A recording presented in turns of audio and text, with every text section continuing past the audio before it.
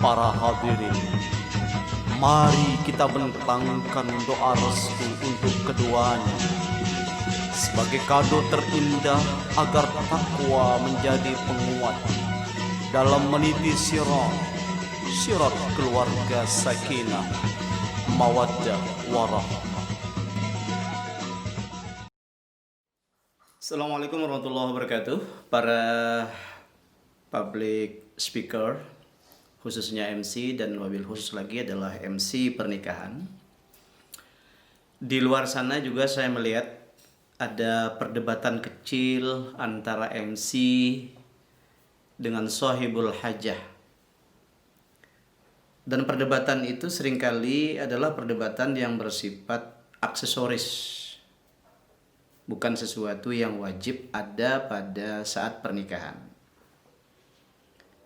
Kita coba jelaskan apa yang wajib dan apa yang aksesoris sehingga para MC pernikahan bisa mengatur skala prioritas acara dan durasi acara, mana yang lebih wajib yang didahulukan dan mana yang aksesoris dapat dikondisikan. Yang wajib ada dalam pernikahan dan sekaligus menjadi rukun nikah, itu yang pertama sudah pasti adalah kedua mempelai, yaitu mempelai putra dan mempelai putri. Sebagaimana penjelasan sebelumnya bahwa mempelai putra tidak harus membawa calon istrinya ke majelis pernikahan sebelum ijab qabul. Dan tata cara yang lebih islami justru di luar sana, di Timur Tengah khususnya, justru tidak menghadirkan mempelai putri. Mempelai putri cukup melihat dari kejauhan atau memakai kamera atau TV dan lain sebagainya. Tetapi dalam cara kita di Nusantara, di Indonesia khususnya, kalau kita kepingin islami bahwa tidak harus menghadirkan mempelai putri dan menjemputnya ketika selesai ijab qabul atau sudah sah menjadi istri mempelai putra. Yang kedua adalah tentu ada wali yang menikahkan. Wali ini bisa wali orang tua langsung atau bisa juga wali hakim atas sebab-sebab tertentu. Berikutnya dua orang saksi, boleh dari dua-duanya dari yang laki, boleh dua-duanya dari perempuan, atau salah satu diantaranya laki-laki dan dari perempuan, tapi dua-duanya harus berjenis kelamin laki-laki. Berikutnya ada mahar. Walaupun mahar ini sangat sederhana, tetapi harus ada pada saat itu. Kemudian adanya ijab dan qabul, ada lafaznya, di mana mempelai laki-laki menjawab ijab dan qabul dari keduanya, di mana sang orang tua atau sang wali berucap, aku nikahkan engkau dengan anakku si Fulan dengan mas kawin sekian-sekian. Lalu mempelai laki menjawab, aku terima nikahnya si Fulanah dengan mas kawin sekian-sekian dibayar tunai misalnya.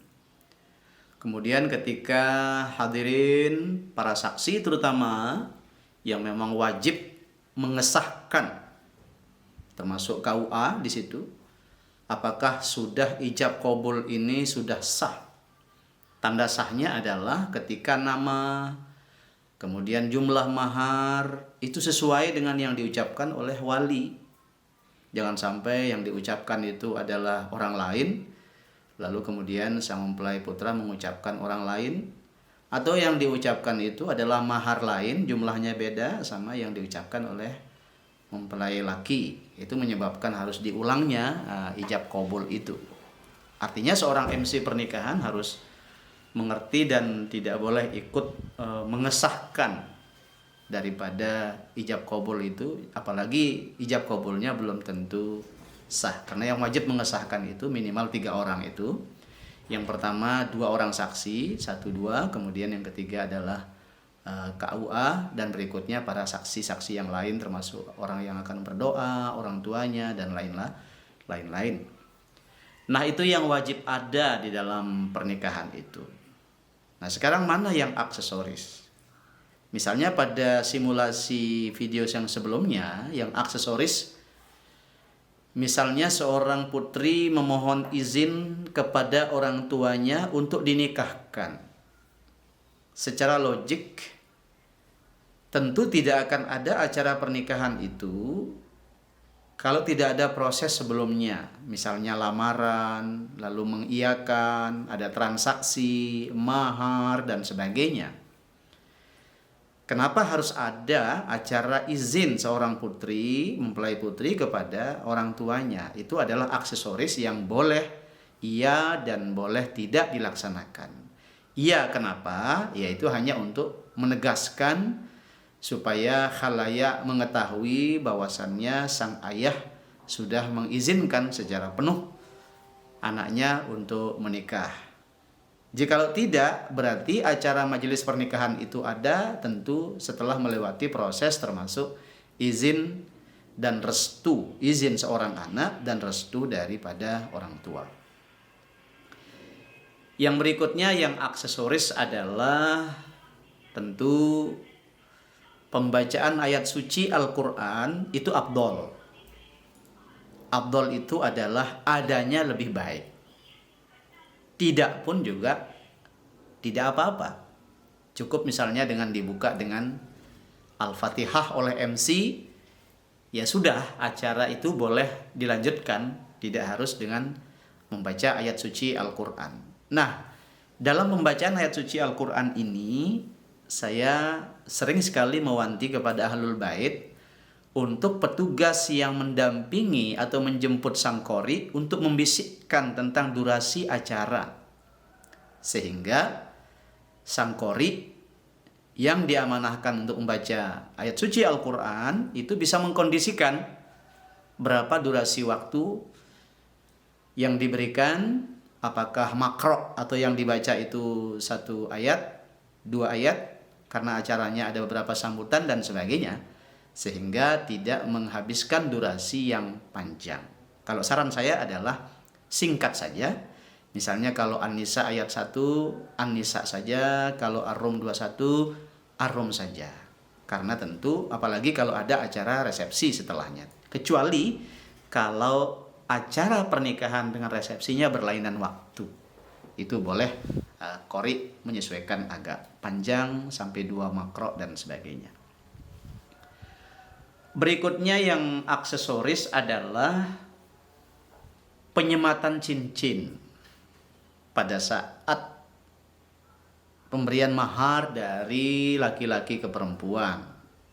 Karena cincin itu biasanya berupa emas, itu sudah masuk di dalam mahar itu sendiri. Ya.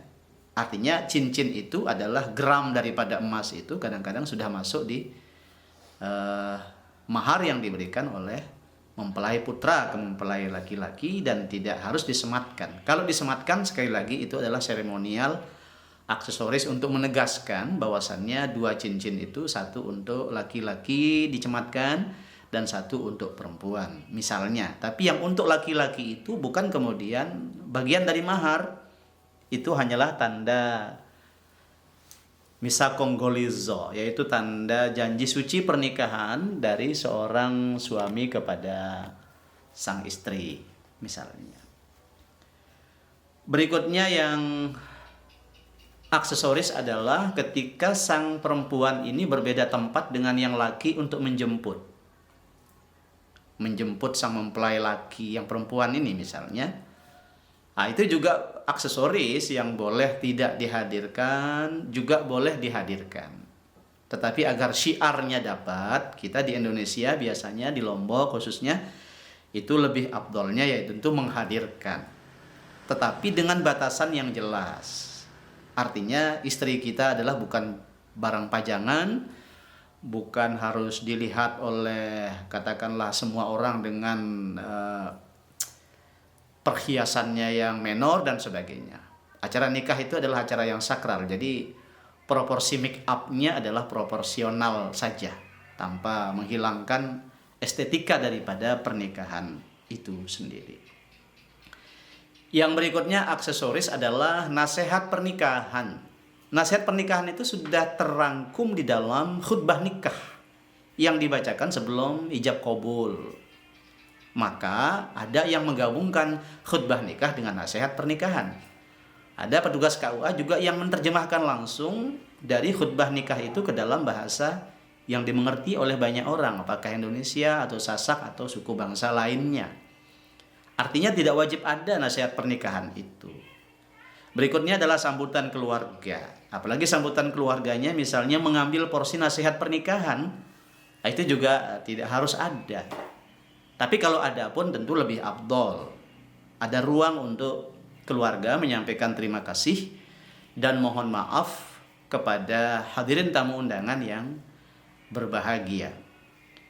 Berikutnya yang aksesoris adalah sungkeman. Sungkeman juga aksesoris atau seremonial yang boleh ada dan boleh tidak ada. Apalagi dia tradisi. Kalau tradisi Jawa biasanya harus ada. Tapi kalau tradisi Lombok itu sudah dengan hadirnya mereka di sana, orang tua itu sudah melegitimasi restu daripada orang tua kepada anaknya. Sudah pemberian terima kasih, pemberian maaf, restu orang tua kepada anaknya, dan anak kepada orang tuanya juga sudah menyampaikan terima kasih sebelum acara itu. Itu kira-kira beberapa hal penting yang juga harus dimaklumi oleh seorang master seremoni di acara sakral seperti pernikahan, sehingga kita tidak terjebak ke dalam mendahulukan seremonial daripada yang rukun wajib, yang wajib ada pada saat pelaksanaan akad nikah itu. Semoga ini bisa menjadi pedoman bagi para pegiat MC pernikahan khususnya, sehingga bisa lebih proporsional dan profesional di lapangan. Selamat, semoga menjadi MC pernikahan yang baik. Assalamualaikum warahmatullahi wabarakatuh. Congratulations, my the force you took the day last an eternity. Selamat. Semoga sumpah yang sudah terucap akan terjaga selamanya.